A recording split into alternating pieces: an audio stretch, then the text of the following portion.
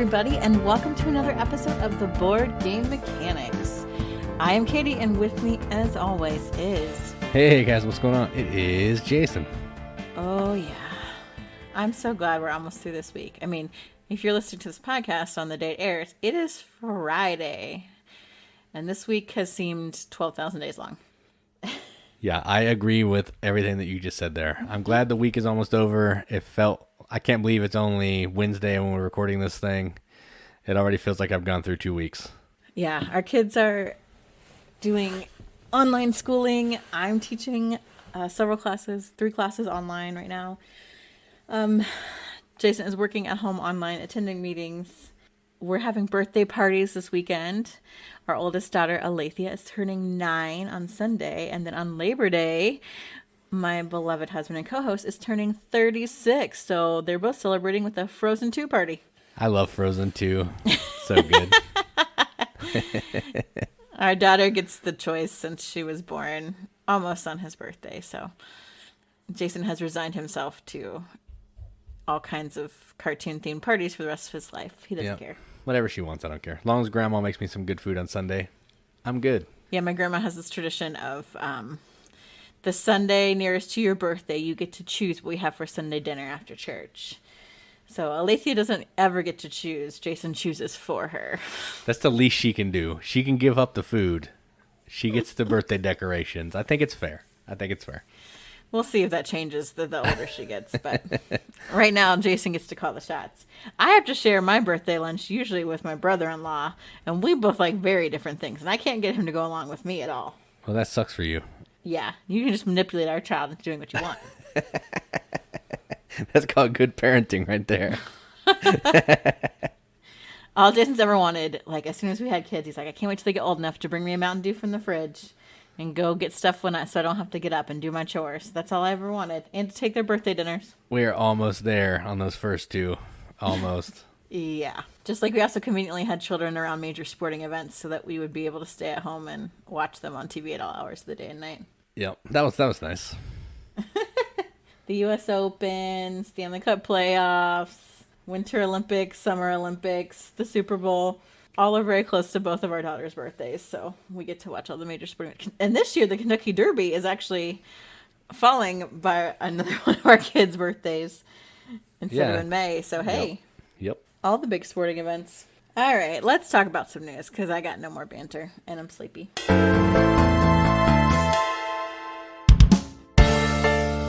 So since it's now officially September, I'm already thinking towards Halloween, because I love fall. I love Halloween.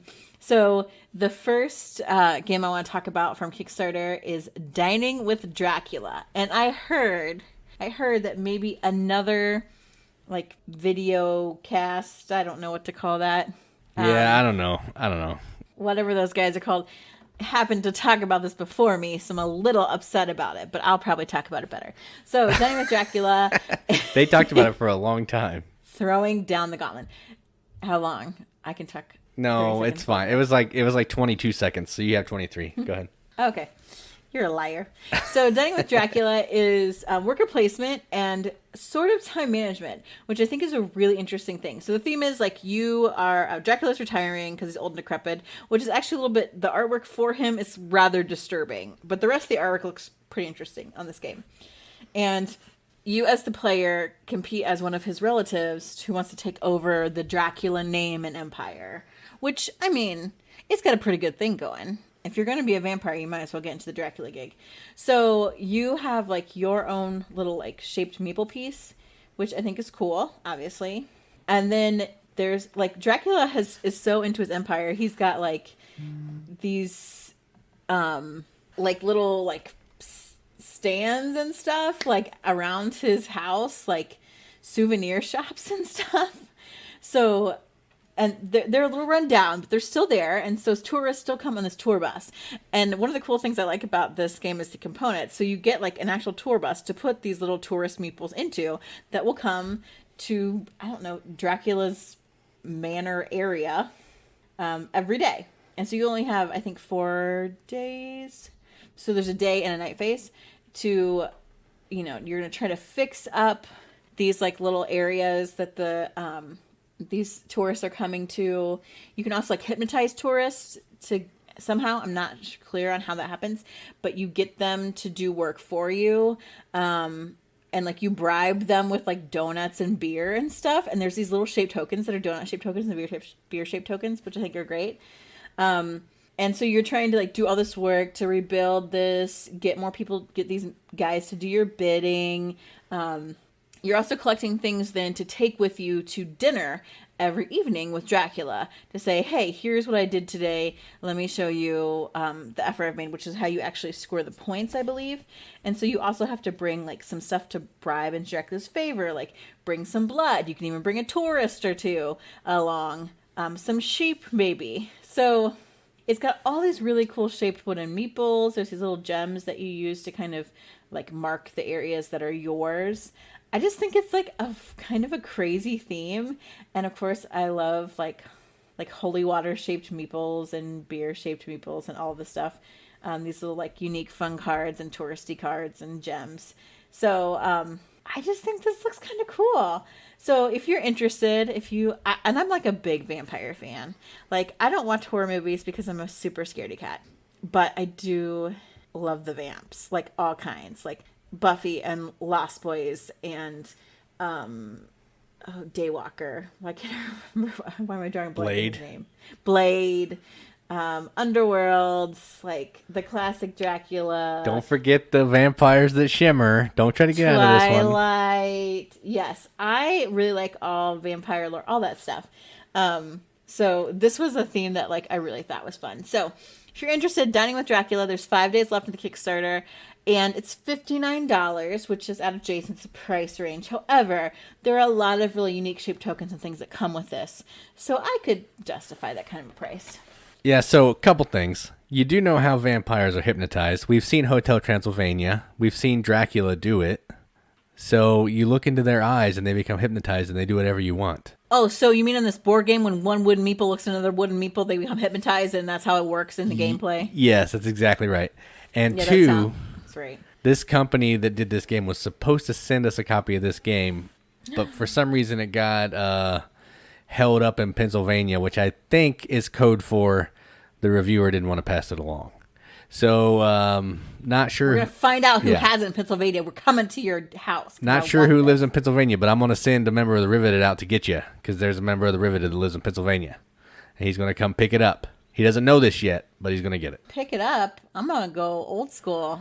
I know some people in Pennsylvania. You about to get some cement shoes. You don't send me this game. I was going to say, you know some, like, Amish people or something, or what? I know somebody who knows somebody who owns a warehouse, okay? Enough said. All right. So, yes, this game does look kind of cool, out of my budget, I think, for what it is, but the theme is definitely unique, 100%. Oh, and I didn't even mention, I talked about this worker placement, but also the thing is, each time you take an action, it takes up time. Like, you have this, it's a communal set of time on this clock. And so once that clock reaches 12, the round's over. So really, you're trying, like, hypnotizing tourists and all these kinds of things to get more stuff done in one action is the way that you're trying to do that, or like use these tourist cards to power up your actions because you're working against a clock with other people. So you want to make each action really count, which I think is kind of a cool way to even press more into that, you know, making really tough choices in worker placement. So I thought that was cool. Yeah, this game does sound cool. I agree. Anyway, moving on, the next game I want to talk about, Jason had mentioned to me, and I didn't know a lot about it, except the artwork is phenomenal, and that's pretty much still where I'm at. And this game is called Die of the Dead. So it's a Dia de Muertos dice game, and there's these really cool coffins. The artwork is phenomenal. There's this staircase that you're going to, or they're caskets, that you're going to move dice up on. You're going to put dice in caskets. You're going to prepare souls on your player board. You're going to move some caskets around. You've got like items from the ofrenda that you can use. They give you something like that's good. I don't know how you win. It makes me just want to sing that Mia Poco Loco song from Coco. Yes, I do love the Coco movie. And also they said that they really worked with like some Mexican American artists to make this, like the ofrendas. I can't roll my R's. A Mexican artist to work with that to this 9-step staircase, which is like the levels of traveling from the world of the dead to the land of the living.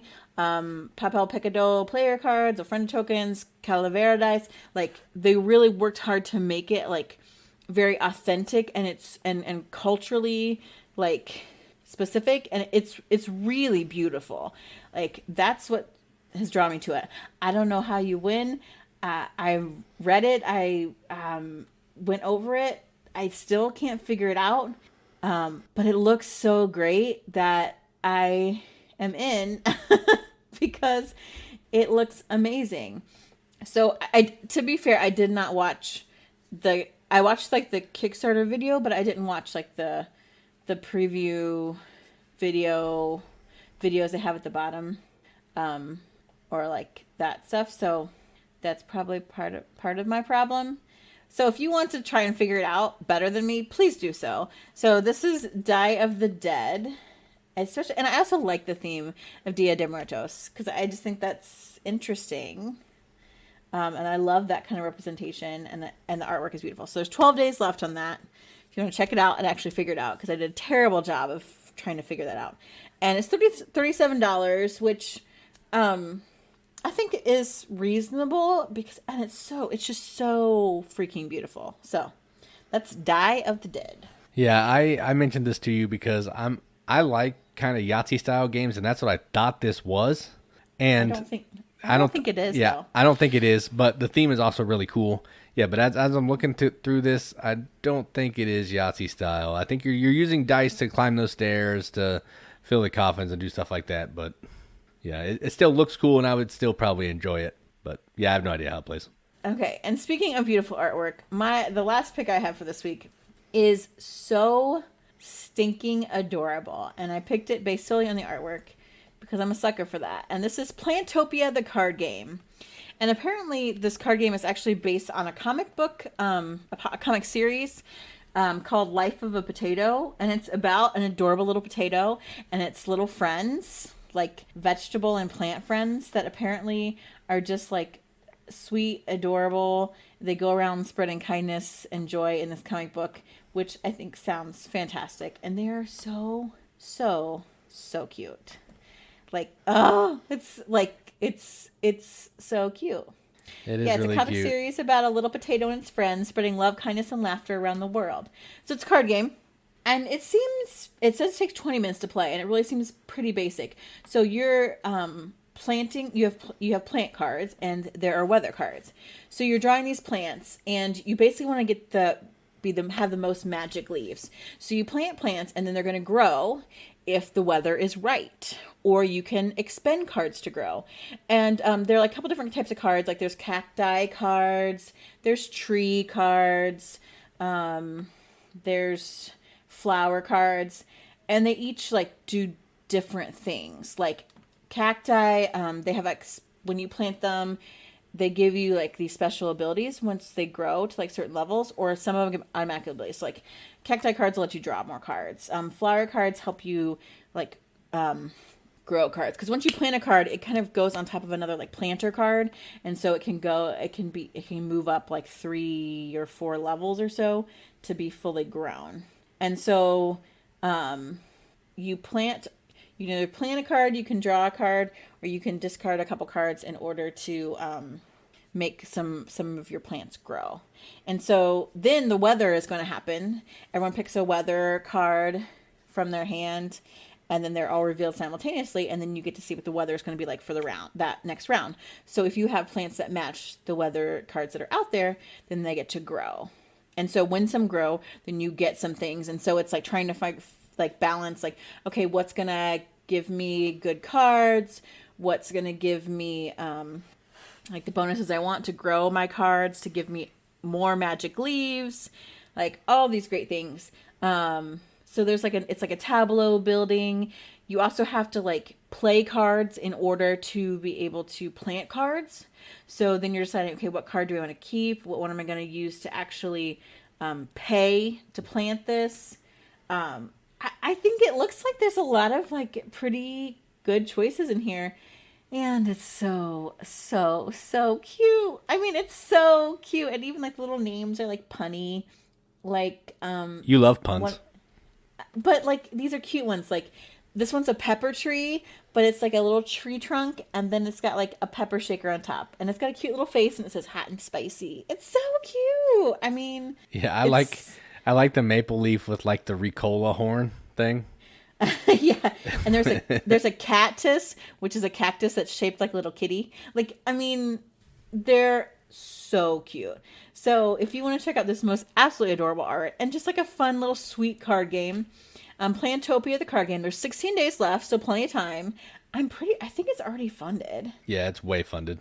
And it's only $17 to get to get it. And it's so cute, and I really kind of want this. Like, it was so cute, I almost like teared up a little bit. And the interesting thing is the game is designed by Daryl Chow, who did like Overbooked, Artemis Project, Remember Our Trip, Ramen Inc. Yeah, he's legit. Yeah, but it's like simple rules but lots of interesting choices, and I love that. I love games that do that. And it's so adorable. Like, I just keep looking at them. Like, I can't get over how adorable they are. Like, so I was reading through this, and you said you're using cards to pay for, like, other actions that you're doing. Yeah. So that's like a Race for the Galaxy thing. And then as I was looking through this, it says it's like a cuter version of Race for the Galaxy. Yes, exactly.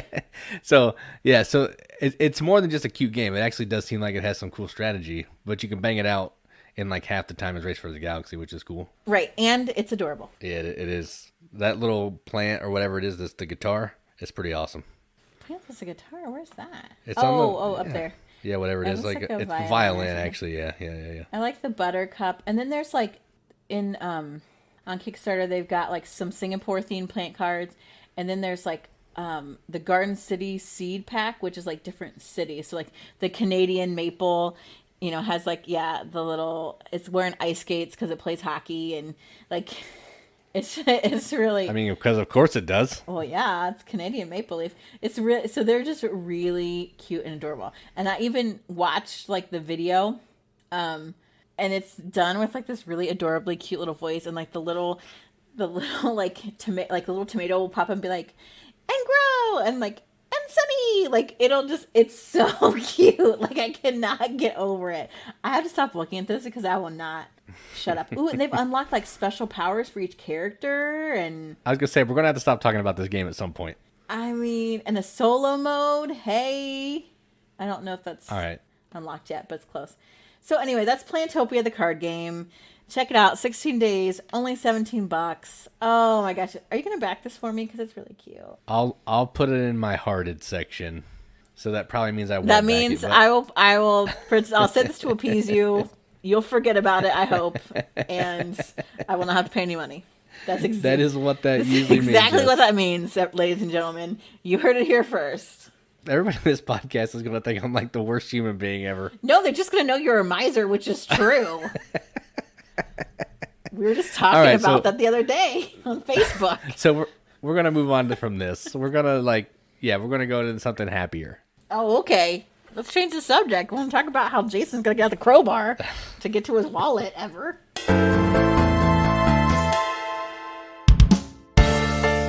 All right, so speaking of crowbars. No, bad segue. Yeah, it is a bad segue. Let's talk about games played. Yeah, we are going to talk about some games that we played. And we played all three of these again. So we're back at it. We're not, I'm not playing games and Katie doing other things. We're both playing some games. Mm-hmm. And the first one we're going to talk about is one of the heaviest roll and writes I think I've ever played in my entire life. For real. And it is called Roman Roll, and it's co-designed by David Tursi, or David Tursi. There's an accent mark in there. I'm not sure how he pronounces his name, but he's done Anachrony.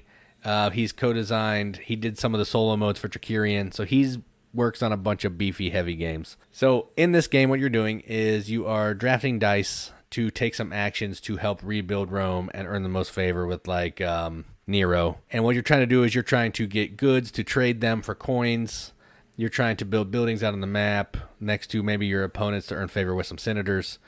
You're trying to just construct buildings to get different types of points at the end of the game. And what you're really trying to do is you're trying to race up these 4 different types of tracks to get to these special blue spaces first, because that's how you earn Nero's favor. And the game is going to end when all the Nero favors cards are gone, and then whoever has most points is the winner. So it is a roll and write, but that being said, there's like 900 things you can do on your turn. It could get some AP, but it is a roll and write. So what do you think about this one?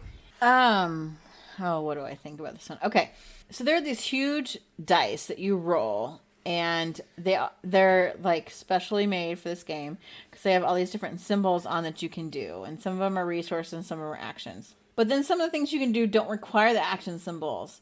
And so you're drafting these dice, and at first you're like, what the heck do I want to do? I don't know. I don't need a symbol for this anyway. Oh, that's not the right symbol for that. Like, there's a lot of confusion over drafting the dice because you're like, I don't even know what I need. And then, like, you're drawing on your board. Like, you're basically, like, marking off stuff on your board, and then you're drawing on a shared board to make these different, like, buildings, which are really good ways to get points. But you don't necessarily seem like that's the way to do it because you're trying to get up on all these tracks. Like, I honestly think that there's some really cool stuff happening here. I would love to see it made into a board game because it does not make sense to roll and write. I would like to see maybe like a hand, almost like Concordia style of cards that allow you to do different actions. Much like the dice were, and then you can go places to get your resources, or you build these buildings that generate resources for you and have it laid out on a board where you put down things that indicate that you have built these different buildings. You're putting out little markers that indicate, oh, I have this, I've conquered the settlement, etc. Because it would make sense on an actual board. It is like mass chaos when you do it as a roll and write. Yeah, I agree with that. We talked about that a little bit after we were done playing. And if you watch the video on YouTube that I did for this, I'll reiterate that sentiment. I like this game. It was way too long for a roll and write. Yes. It was like 2.5 hours or something, which is way too long for a roll and write. And a lot of that time was because people were having AP over their dice and what they could do, because there's so much stuff you can do with one die. And you're trying to, like, do I want to do stuff on my own personal board, on the main board? Yeah, just so much going on. Like, if I'm going to play a 2.5, 3 hour game, I'm going to bust out a VTEL game. That's how it's probably going to go. Right. And I think there's so much potential here to make a really great game. I was talking about with my English students today, like, there are certain expectations you have for different genres. A lot of poems and songs, you expect them to rhyme. You expect them to have rhythm and cadence. You expect a roll and write to be over pretty quickly, have a few simple rules, a few choices. And so being in this genre, it does not match expectations, which I think is what made it not as enjoyable experience as it could have been. And I think it would come across better as just like a bigger, heavier kind of worker placement game. Yep, I totally agree with all that. Cool. So we went from something that was heavy and ridiculous to something that's a little bit lighter and kind of fuzzy. And we played Calico. And I gotta say, when it first came out, I thought, oh crap, oh crap, oh crap. Tiles. Yeah, it is tiles. It's all tiles. But they are different sizes. They were all squares. So I appreciated that. So in Calico... I think they're hexes. Oh yeah, whatever. Anyway, they're all one shape. They aren't different shapes. I had to sort together. So in Calico, you get a little board... that has 3 different places on it for scoring tiles. And everyone starts out with the same 6 scoring tiles. You draw 4 randomly. You choose 3 to play in your game. And so they'll say, okay, surrounding this tile, surrounding this hex, you want maybe none of the same pattern or none of the same color. And there are different points, like, color points are less. The pattern points are a little bit higher because that's a little bit more difficult. And then there's a few little kitties that you play with that are scoring cats that want certain types of pattern tiles in certain shapes or maybe next to each other or whatever. So everyone has 2 tiles. You play 1 tile on your board. You draw, and then you draw a new one from a bank at the end of your turn. So the gameplay is pretty simple, but you're trying to decide, okay, I want to get these patterns in this order. I'm looking for this pattern with this color. Like, ooh, if I put this over here, I'm going to get a special bonus. So there's a lot of thinking to it. And I actually really liked it. I mean, it helped that I won, and I was surprised, more surprised than anyone else that I won. No, I lost. No, I didn't win. I did. I did win because I had 2 of the big cat bonuses. I liked it, but man, there's too many scoring options. Way too many.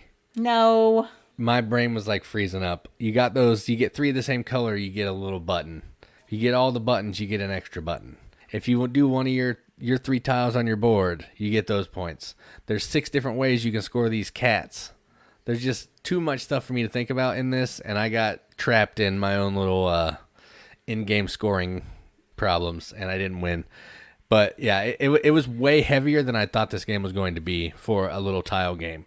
And by heavy, I mean like brain burning. I mean, it's not hard to play, but the options of where you're going to put the tile and all that was just, it was melting my brain a little bit. I didn't find it that overwhelming, but I think that's also because I like that there's all those different things, because then I choose how I want to get points. So I really, like, I had a tile that was going to give me a ton of points, like 15 points if I met the criteria. Well, I'd screwed it up early on, and I'm like, well, forget this. So I'm like, okay, there's these cats that if I get 5 of the same pattern in a row, I get 11 points. So I tried to do that twice, because then that made up for the 15 points and then some that I missed. So I like that there's all those different options. But yes, if you don't know how to focus or how to multitask a little bit, I could see it being very difficult. But it is, for being such a deceptively simple game about kitties, there are some really, really complex decisions to be made. And I really liked it. Yeah, I liked it. It's just, man, I don't know if it's something I could play a lot, because it burnt my brain in not a way that I enjoy. I just find that really odd. Yeah, I don't know. Like, I can play like a VTOL game, and I know what I'm supposed to be doing. I'm still going to lose, but I feel like I'm at least accomplishing something. I just felt like I was struggling. I wasn't getting anywhere. It felt, I still liked it, but man, I felt real dumb. Well, you like set your expectations really high, and so he thought, I'm going to get both bonuses for color and pattern, and you can't do that. So you put all your eggs in one basket, and it wasn't even the correct basket. No, because if you get all different colors, because mine was not equal, so if I either did color, because Brandon said if I did color and pattern, you got the extra points. No, you can't. He then said, you either do all different colors or all different patterns. You can get points for both. Yeah, see, I would have done that completely different. But all right, that's neither here nor there. It's over. It didn't go well. It's a fun game about cats, and and like they're real cute. Like when you earn points, like if you meet the cat's criteria, you get the cute little kitty token, and he goes on your little quilt, like he's laying there. Like the cuteness factor is pretty high. I liked it. It really is cute. Yeah, I agree. I think I liked it. So going on to a game that I did like, and that is Smartphone Inc. And this is an economic game where you're making cell phones, and you're trying to set up distribution plants across different countries in the world to sell these said phones based on the cost that people want or by different technologies that the country is wanting. You're doing that by this really cool action selection grid where you have these 2 boards and you're putting them on top of each other to try to only have the actions that you want to take showing, which is pretty AP inducing, it could be. And then you're going to reveal, you're going to get some goods, you're going to use goods to sell, you're going to get some progress markers that you're going to put your influence around from where you have buildings and certain buildings. A lot going on, but it's laid out pretty well. It's not as long as I thought it was going to be, but I enjoyed it. So if you like economic games and you don't want to play for 4 hours, you can bang this one out in like 90, which isn't bad at 4 players. So Smartphone Inc. Yeah, I don't like economic games, and there is kind of an element of area control to this, which I also did not like. That's true. I was okay. Like, I do love how clean the board was. The iconography, I feel like, is really helpful. And I think that's why it didn't take us very long to learn it and then play it, because everything made sense. It has like a Ian O'Toole kind of artwork look to it, which it is not, I found out. But it has those clean lines. It reminded me how the Gallerist is set up, except even more clear-cut iconography, which I liked a lot because that made it easier for me to see what I wanted to do and strategy-wise and stuff. I won, so I always have trouble saying that I disliked a game that I won.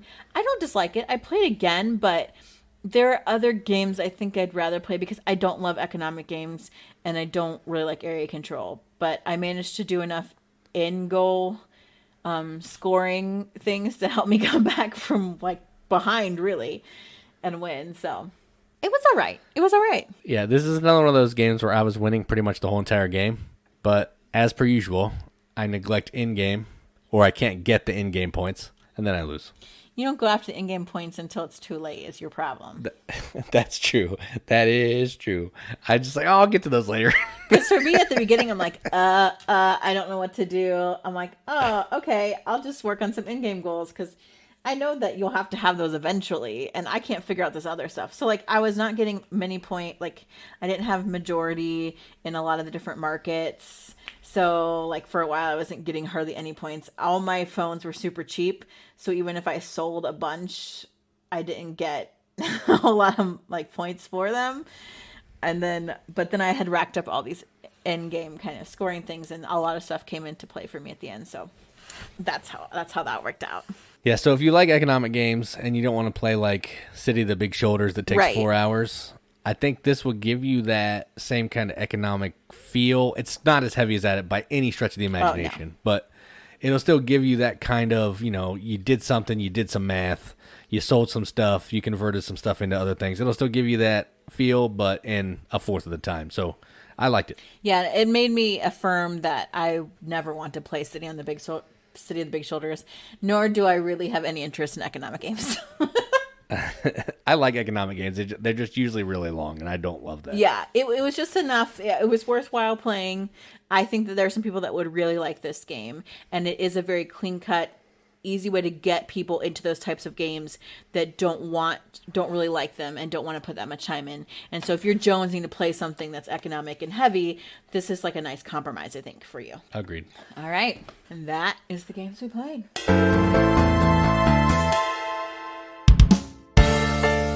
So for our feature for this podcast, I've thought about this for a long time, but this topic is something that is very actually, like, sincerely dear to me. And tonight we want to talk about some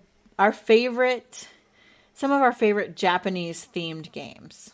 Not only have I mentioned before that I think that there are some great games that have come out of Japan, Seiji Kanai, and what they can do. I forget what the name of the contest they had where it's only so many yen, equivalent to, like, I don't know what you can make a game for, like $20 or $5 or something. Yeah, something like that. Gosh, I should have done my research on that.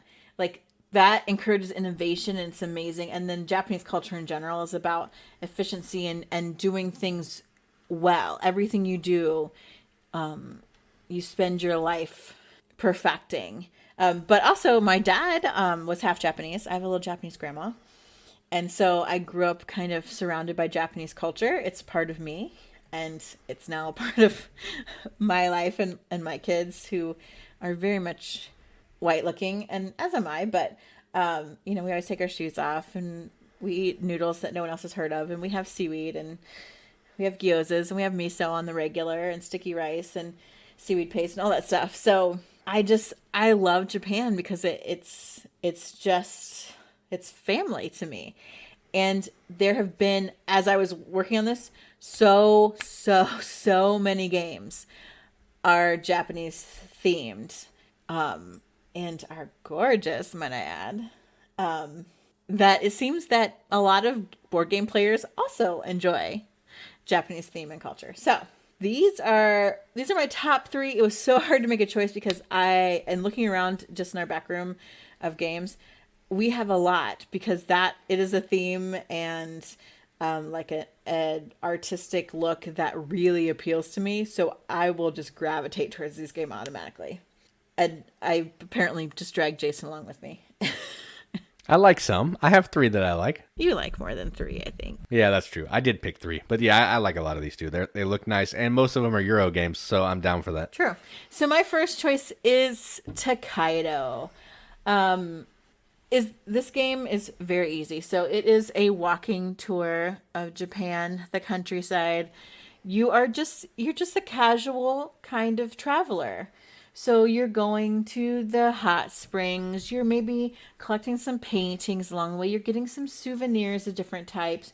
You're going to visit some friends. You're going to stop and eat. It's just a very chill game. And it's one of those games that the main mechanic is you're moving along on this. It's like a linear movement, and you can never go backward. And then whoever is in the last place as far as the linear order goes, they're the next one to go. And so there are only a certain number of spaces. You can block people out of the different options. And it's basic set collection. I like it because it's a nice casual break. I think there's something very restful and peaceful about it, which seems silly because it's a board game, but it really is like super laid back, even for a game where you can block people out of spots. And sometimes someone's like, I want to go there. How dare you? But no one ever gets that upset playing Tokaido. And it is like stunningly beautiful. There's a lot of white space on the board, which only serves to enhance what's there as far as the path. The color palette is gorgeous. Also for me, like in going and looking at the food, I'm like, oh yeah, I love that. Oh, look, here's fish cake. Like it's stuff that I grew up with. And so for me, there's some nostalgia there, but I also think it does a really nice way of taking a lot of like interesting Japanese cultural things and bringing them into a rather popular Western game. So I really liked Kaido. And I think there's a collector's edition or something out there that is even more beautiful, but it's so expensive, but I want it real bad. Yeah, I like Tokaido. It's a little too simple for me, but it is a nice game to just sit around with people who don't play games, and you can just chat and collect some stuff. So that's fun, and it's gorgeous. So that's always fun too. So yeah, I like this. I just don't know if I like it as much as you. Yeah, I mean, it's not like, ooh, yeah, if I'm like, yeah, let's play a game, let's really get into it. I'm not going to pick Tokaido.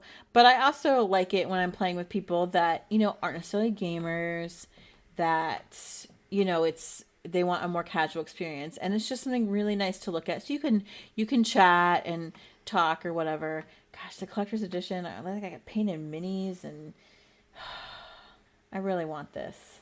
It's so pretty. It's so pretty. This episode is the episode that Katie likes to look at games because they're pretty. I know, apparently. Oh my gosh. So anyway, my choice is Tokaido. Moving on. Shut me up. This next game is also pretty. Yeah, it is. So the one I'm going to talk about is a co-design from Bruno Catala. It's from Days of Wonder, and it is called Yamatai. Am I supposed to say that for my games? Tokaido is Antoine Bauza. Sorry. You don't have to. I just do. It's just, I don't know. You can if you want. I don't know any of those things, so that's why I don't ever say them.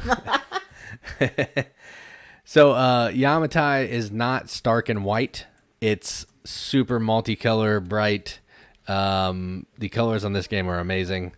The board just pops. It's all amazing. And what you're trying to do in this game is you have these little boats.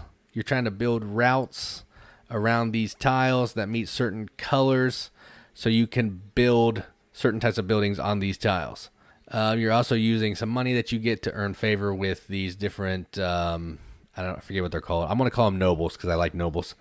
Different nobles that can come over and be on your side to give you special player powers and stuff. It's not a super complicated game, but it's deeper. It's like 5 tribes weight-ish. It's not like, Vitalis Herda, but it's got some meat to it. So if you want one with maybe a little bit more than Tokaido, if you're going to go down a tour of Japan, you can start with Tokaido and then maybe do some other ones that we're going to talk about later, and then hit Yamatai later. That was a terrible thing, but Yamatai is beautiful. It's a good game. It's a lot heavier than Tokaido, but it's nothing you can't get into. If you like heavy-ish games and you like Bruno Catala, you like Japan themes, check out Yamatai. You will not be disappointed. It's gorgeous. Also, since it's Days of Wonder, it's one of those Days of Wonder games. The production is fan-freaking-tastic. I love like the chunky pieces that you're putting on the different little islands and little boats that kind of mark your pathway. The colors are bright and vibrant. It's like it's compared to Five Tribes a lot in that they're both vibrantly colored. They both have awesome wooden components. And Bruno Catala. Otherwise different. And I think there's definitely room on the shelf for both of those, which we do have both of them.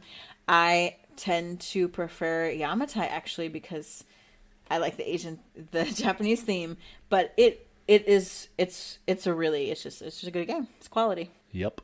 I like it. All right, my next game I have talked about before because I feel like it's super under the radar. It's really high on my top 100 games. And not only is it a Japanese themed game, it is designed by a Japanese designer that I happen to love, Seiji Kanai, and that is Mai Star. Mai Star is a Japanese geisha game, which I love. Seiji Kanai, it's from 2010, so it is older. I do know the copy that we got was brought to the States by AEG, so look at me, knowing both a publisher and a designer. Good job. I know it never happens. So this is strictly a card game, and you are playing as a geisha, and you have all the geishas have certain talents. You want to increase your popularity, earn money to attract guests, and so you have to then improve your talents, get more guests that are helpful to increase your popularity, and draw bigger and better guests that are for more points. So you're playing out these guests that are going to advertise for you to improve all your different talents. You're going to play guests that have powers in an attempt to get rid of your cards and make other players have cards. So it's hand management. There's variable player powers. It's this gorgeous geisha themed, and you've got like the different cards for the different like clients and stuff. And there's a couple different designs of this actually. Like I really like the Japanese design of it. It's really pretty, but the one we have I also love. Like it's like Mons, the Okasan, the Daimyo, the Samurai, the Thief, and so then you've got really like the iconography is pretty clear on all of it. It's a pretty easy game to play, but you have like you're deciding, how do I use these cards? Do I want to play them as advertisements? Do I want to play them for the player power? Do I want to, like, how am I going to get more out of my hand? Is someone getting too many cards out of their hand that I want to make sure they get more cards? Like, it's just a good little card game. Again, like Seiji Kanai, genius, man, to put out a game. I wonder if you can find this. I don't know. I haven't had to buy ours since we got it for like $5 or something, but I love this game. I love geishas. It's one of my favorite. Oh yeah, $21 here. Somebody's selling it. $22 on Amazon. It's so worth it. I love card games in general. I love geishas. I love Seiji Kanai. It's all there. So my second pick, Mai Star. Yeah, this is a fun little card game, and it is just strictly a card game. You're playing cards to mess people up, to help yourself. And it's pretty fast. 3 rounds. You can play it in 30 minutes. Not too bad. Yeah, we'd play it more, but you have to have at least 3 players because the interaction that you do with the cards. So you could probably play it at 2. It would just be weird. So, yeah. Agreed. All right, so the next game I want to talk about is a game that recently got a reprint, and I'm not sure what company reprinted it, but the version we have is from Pandasaurus or Eggertspiel. One of those two. Sure about that? I think it's Eggertspiel. I'm trying to look at the logo when I'm right here where I'm sitting, and I can't quite see it, but I think that's a fox. So I think it's Eggertspiel. And the game is called Yedo. Eggertspiel. So if you don't know what Yedo is, it is a game it's a worker placement game, similar to Lords of Waterdeep. But what you're doing is you are in feudal Japan, and you're trying to earn favor with samurai. You're trying to earn favor with geishas. You're trying to have your little, I forget what they are. They're not called workers, but I can't remember what they're called. But you're trying to have your pawns in certain places on the board to fulfill these contracts. So say I'm trying to go assassinate this this government leader. In order to do that, I need to have some different types of tokens. I need to have my pawns in certain places on the board. And then I have to have a pawn to use to complete that token. So while it's a worker placement game, you're not only going to places to get things, you're also trying to get your pawns in the places they need to be so you can fulfill these goals. And every so often there'll be this little like jerky guy. He's traveling around the board, and if you're in the same place as him, he'll come and slap you around. And you know how I like when stuff on the board slaps me around? Sandra. So, yeah. It's like Sandra, or it's like... the Japanese Sandra. The Japanese Sandra. And so, if you like worker placement with really cool, a little twist and set collection, because there's kind of some set collection here too, this is one you should definitely try to find. It's out of print, at least the version we have is out of print, and I don't know how cheap the big deluxe reprint is, or if it's even out yet. But if you can find it, I would say get it, because there's some cool auctioning, and it's got like everything that a Euro game can have in it, and it's good. So that's Yedo. Yeah, we could have the Panasonic version. I don't know, because they also did it. I'm not sure. I think it's both, actually. It might be. I think it's Panasonic and Egert Spiel. I'm trying to look. I can't see it. IDW Games in yellow and Pegasus Spiel also published it. Oh, okay. Yeah, I don't know. There's a lot. I've never played this. Yeah, I played it with Brandon only at 2. So I probably need to play it at higher than 2 because it didn't really shine at 2. But it was still fun. Yeah, I don't know if the Deluxe Master Set is available yet. But it's rated like really high. It is. It's good. Yeah, I would probably play it. I think you would like it. It's a little long. My only issue is it's like 12 rounds or something. And each round is pretty long. So while it's fun, I think you could cut off 3 or 4 rounds and it would be even more fun. It says the weight on it is like a 3 or something. So like it's pretty high. Yeah, it's fairly heady. Trying to figure out the puzzle of where you have to have your people and to get stuff and avoiding that like mean Sandra. You want to...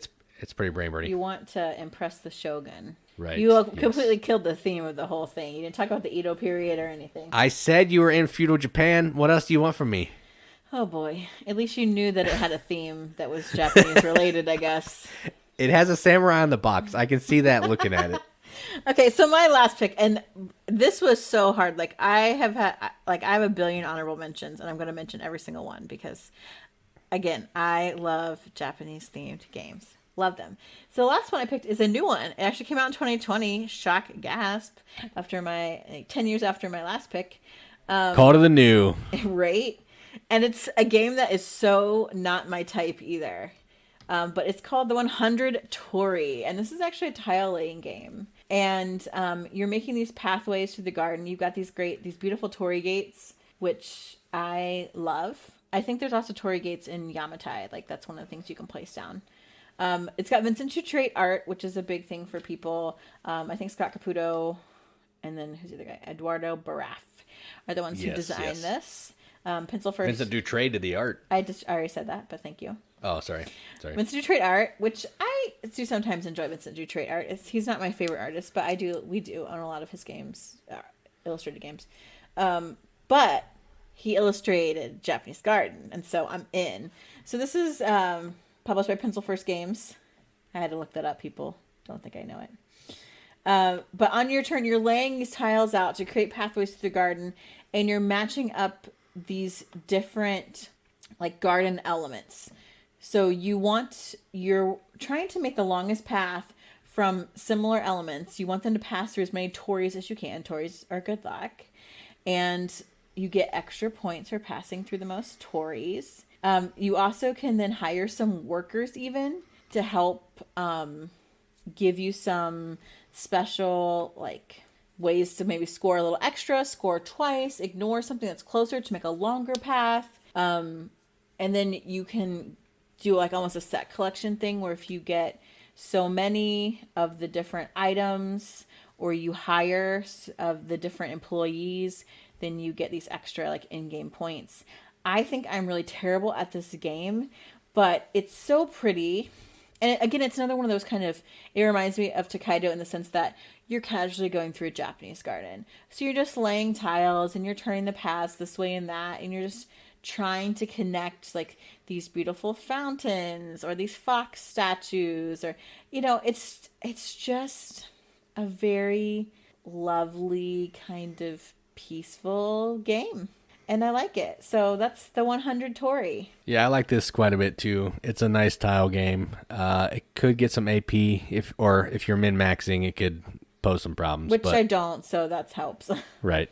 Yeah. But it looks nice. It's fun. It's nice collecting those pieces. The theme is spot on. It's really good. I like this one. Okay, that's my last one. Well. All right, so yeah, well, you'll probably talk later, but for now. my last one is a big box, a big huge box, because I have the big box, and it is called Shogun, and it is from Queen, and the designer I think is Dirk Hen, who did Alhambra. He's done piles of games. It is Dirk Hen. And this is a reprint of Wallenstein, which is the same game, but it takes place in Germany, and everybody knows Japan's better. Word. So what you're doing in this is you're kind of doing some area control. You're trying to just conquer other players to take over their area. It's kind of Risk-esque, but the way that you're determining battle, instead of rolling dice, you're using the cube tower. You're dropping your cubes from the territory into the tower along with other people's cubes from the territory, and whoever has the most come out is the winner and now controls that territory. There's a little more to it than that. There's some cool card play on this player board. You're kind of programming all 10 of your actions right at the top of the round. So you're hoping that your programming doesn't go awry, or one of the territories that you're using to take an action doesn't get overtaken by somebody else. So there's some cool extra mechanisms, but at its heart, it's an area control game. Takes place in Japan. You're taking the control of a samurai. No. It doesn't get more. You're not a samurai. You want to be the shogun. You're a daimyo, whatever. And you're trying to take over all these provinces. You take over enough provinces, you become the shogun. Don't let me explain a game about theme. You know what happens. I know, but this is a Japanese themed feature. I feel like we should explain the theme. I know it takes place in Japan, okay? And I know the map is Japan. And I know there's a guy on the player board holding a sword, okay? So that's all the theme that you're going to get out of me. I like this game. It's fun. We don't play it a ton because you need to have 3 players again. And if I'm going to have 3 players and play a game that takes this long, I'm probably going to play something that's less mean. But I do like it. So that's Shogun. I've never played this because it's area control. And despite the fact that I love feudal Japan, I don't want to play area control. So I'll just look at the box. It looks nice. Yeah, it's area control, but it's less annoying because there's some randomness to who's winning. I know there is with dice too, but I don't feel as angry when I lose here because it's all at the fate of the dice. Because you like to use the tower is the real thing. Yep, that's why. I would definitely play it once, but you know how I feel about those area control. So those are the 3. I picked 3. We each had 3 Japanese theme games that, you know, it's not even that those are maybe my favorite. They're just ones I really do like and we don't talk about a lot. But I would be remiss if I didn't talk about all the honorable mentions that I have. And Jason can just co-sign all this check that I'm about to give. Yeah, I agree with all of these. Yes. Tanto, Cuore, obviously. If you know anything about me and my top 100, this was one of my favorite deck builders. It is Japanese themed. It's anime. I talk about it a lot. It's aka the slutty maid card game, but it's just a really, really good deck builder. Well done deck builder by Twinway Games. I like it. I also love Sushi Go and Sushi Roll because, again, sushi is Japanese. Sushi. Try to say sushi really fast. Sushi. It's so you say that like our daughter. No. Our daughter says it like the sushi. Just sushi rolls. I love sushi. But also, again, really cute artwork in Sushi Go and Sushi Roll. Adorable little dumplings that smile at you before you eat them. So cute. The miso soup that looks like my wise old grandfather. I love it. Yokohama, which I actually haven't played. I always look at the box of it. I'm like, man, that looks so pretty. That looks so interesting. I'm automatically drawn to it. I have not played it. I actually been taking off this list because I was trying to keep it to games that I have played. No, well, just think. It's like Istanbul, a little more depth, and it takes place in Japan. So there you go. You've played it. I feel like we need to have it. Yeah, it's pretty good, I've heard. I haven't played it either. I also heard that. I also saw there's a Yokohama Duel, which is a 2-player. Oh, interesting. Yeah. 7 Ronin, which is a 2-player game. Love that. Samurais versus ninjas. Ninja, yep. Cool, I don't know what you call that, where you plan out your steps in secret while your opponent does as well, and then you see if they defended against you or... Yeah, it's kind of be programming a little bit, I guess. It's a programming game, essentially. Yeah. Kind of strategic, a little, I feel like a rather in-depth little 2-player game. Doesn't take up a lot of room, but again, that whole like samurai ninja culture, I love that. Machi Koro, super simple intro. Japanese. I love the art on this. It's fun. It's like that kawaii kind of side of Japan that I love. Rolling dice. It's like that's like basement level. If you want to get people involved, and you definitely want to start with a Japanese theme game, Machi Kuro's it. Matcha, which is a game about making tea and the Japanese tea ceremony, with matcha being green tea. It has like fun little components in there, like the little whisk and your teapot and stuff. Cute little game. Is that a 2-player only, or it's a 2-player only, kind of like a little tug of war type deal. King of Tokyo. I mean, come on, like Gojira is classic Japan. Oh yeah, nothing says Japan like Gojira. Go Gojira. So King of Tokyo, Kanban actually is Japanese. I would say some people are like, oh, it doesn't look like Japanese themed, and obviously it's not by a Japanese person, but Kanban is a Japanese word. I mean, making an efficient like car production line, what's more Japanese than that? I mean, that's true. Honda, Toyota, you see it everywhere. Daewoo, VCRs. No, Daewoo's Korean. Oh yeah, that's true. Who are you? What? I don't know. That's why I don't say things. I didn't let you talk on the Japanese theme podcast. To be fair, you tried to put Spirits of the Rice Patty on here, and I corrected you. No, I said I wasn't sure because there are rice patties in Japan. I said it was Taiwan, so therefore I know something. Do you know where Taiwan is? I know something, okay? Another one that I really like is Hanamakoji, which they also did like a reprint, which is the exact same game, just different art, which also is beautiful. Shadows in Kyoto. They kept the Japanese theme. It just looks different. I like the artwork on both of them. I don't think those are the same game. Yes, they are. That's the one that the Hanamakoji one is like Jishia Academy. Yes, Shadows in Kyoto is a different game. Not Shadows in Kyoto. That's what I meant. Yeah, I don't know how to say it. Jishia Academy. Yes, it's the same game but different art because there was some issue with the artist, I guess, or somebody thought the Hanamakoji was too risque. Hanamakoji doesn't look risque. It's like I don't think it is either. Jishia Academy is more risque, and Jishia is actually Chinese, if I'm not mistaken. Now that I look at that. Yeah, so let's just take it off that list. Whoops. But Hanamakoji, yes. Yeah, that one's fine. Yeah, the other one is what I'm talking about. Yeah, Hanamakoji. I really like that art. That's also another 2-player. Yep. I love it. Kobayakawa, which I love to say it, and it's the whole mask. Have you played that one? I have not played it. It's a little like 15-card game. Yeah, I haven't played it. Maybe I haven't played it either. I think it's like a like No Thanks sort of. It reminds me of No Thanks, but I don't think it's the same. It's essentially No Theme, but it has a Japanese name. Yeah, that happens a lot. I love the way it looks. Again, I probably bought it because I'm like, ooh, look how pretty this game is.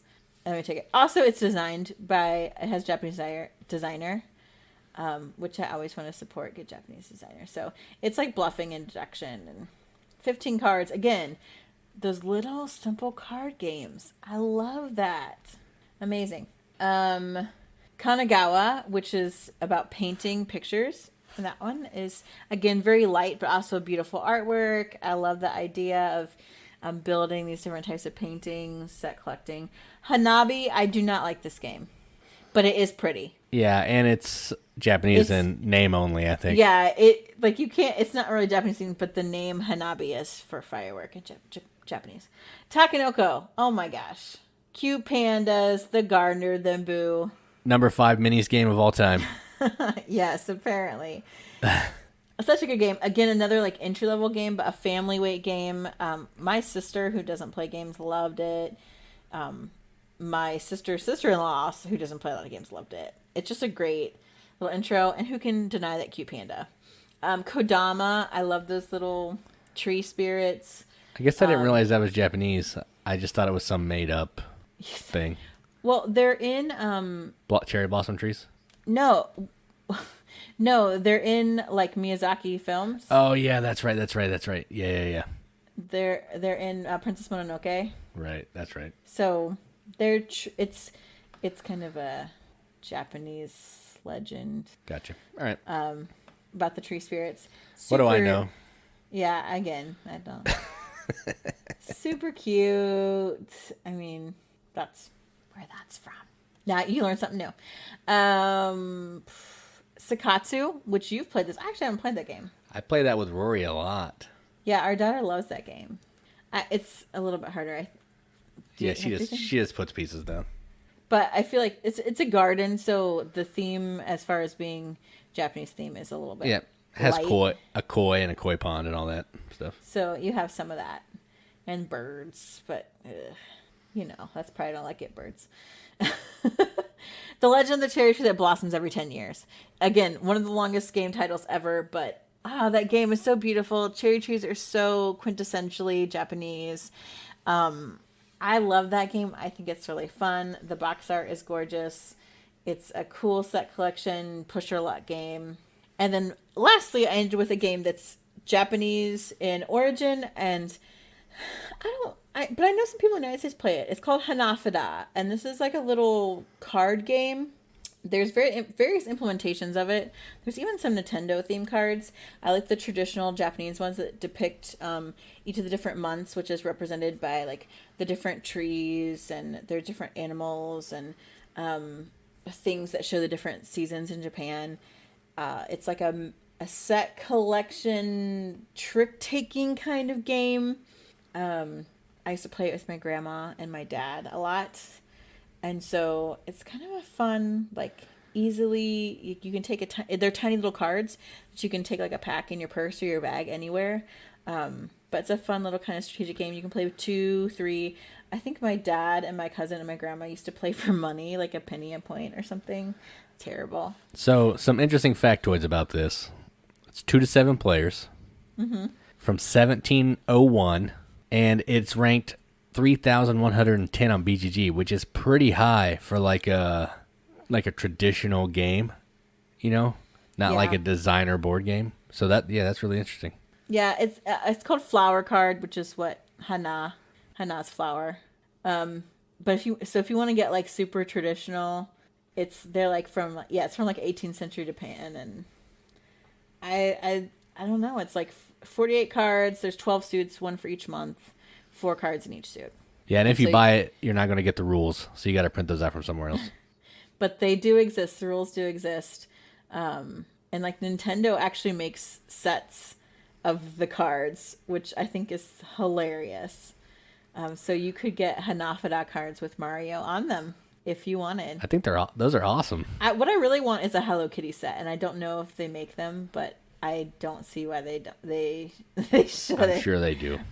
If you can put Hello Kitty on something, it's going to be on it. I know. I want it so bad. There's like Yoshi on one, and they got some other anime ones, but I've got like an old school traditional set, and then I ordered a new set. So Hanafuda, a fun little Japanese card game that you can take with you anywhere. So I'd recommend that you try it. And that is the long list of all of my honorable mentions for the best Japanese themed games. I know there are other ones out there. There's some Ticket to Ride ones. There's definitely... I try to steer away from, like, the war games where Japan is obviously, like, the Axis. The bad guys. Yeah, we just want to highlight the positives here. But for me, like, all these games are, like, really highlighting the beauty and, like, the fun and the cuteness sometimes of Japanese culture that I really love. And that just has been part of me growing up. So this is a really personal topic to me. So if you hate Japanese themed games, keep it to yourself. But if you like them, please write on our Facebook page. Definitely join #TheRiveted, our Facebook group, and talk about it. Because I know there are some I don't have. Like the Ticket to Ride Japan map, I desperately want. And there's some other I know there's some other games out there that I didn't mention, just simply because we don't have them. I mean, I do obviously have a lot of Japanese themed games, but there's plenty that are still out there that I want to get. So let me know what is worth getting. So find us on Twitter, Instagram. Definitely check out the YouTube channel. Jason's always putting up new stuff. We're always trying to steal people away to put stuff on our YouTube channel. Apparently we have controversial videos. We're all about insulting other cultures. But here I followed up with a Japanese themed game episode. So take that. Yep. And just want to give a shout out to Board Game Rundown. We've been kind of like messing with them in this episode a little bit. But they did a video for us about their favorite games with nobles and tracks, which I disagree with all of them. Oh my gosh, yes. And I did a much more apropos video on their channel about minis games, that every single game had minis in it, so there's no lying there.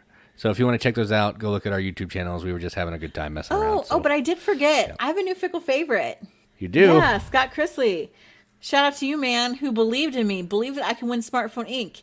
And at first I thought, I'm letting Scott down because I was behind the whole time. And then I came back at the end and won it.